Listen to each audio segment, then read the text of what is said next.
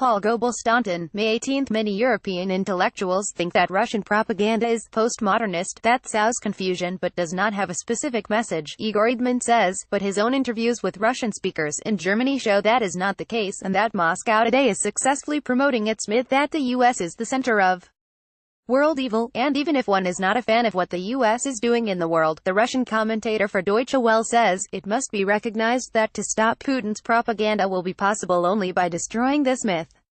Unfortunately, judging from everything, no one is working on that, not even the Americans. Kasparov.ru/material.php id equals 5 if UDB 7 FC 9 F18 C closing parenthesis.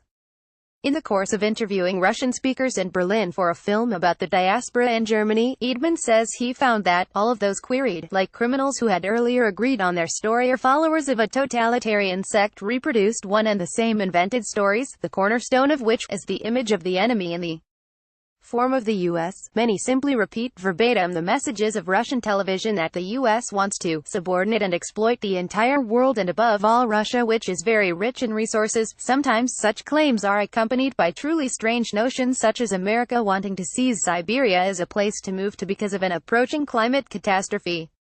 According to his interlocutors, Eidman continues, the US, plus sometimes Great Britain as the junior partner of the Americans, is guilty in all current wars including Ukraine, Syria, Iraq and so on. The American wanted to seize Crimea and the Donbass, they help ISIS, and they sow trouble and bloodshed everywhere. For such people, Crimea of course is ours and always was. Many simply don't know about the seizure of the peninsula by Catherine the Great, but the main thing is that the Americans wanted to occupy it in order to approach closer to Russia. Everything Moscow has done in Ukraine, they say, is a response to American plans. It is interesting, the commentator continues, that Germany is not viewed as an independent international force.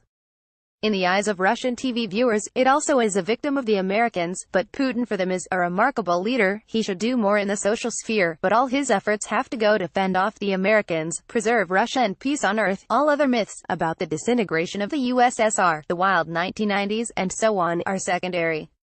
In every case, these disasters are the product of American ill will, but now Putin has imposed order and restored the country. That is why, these Russian-language viewers of Moscow television, the American want to overthrow him, using all these Navalny's. Even in Soviet times, there was nothing like this, Eidman says. The anti-American propaganda then didn't work. Many Russians viewed the US with interest and even hidden pleasure.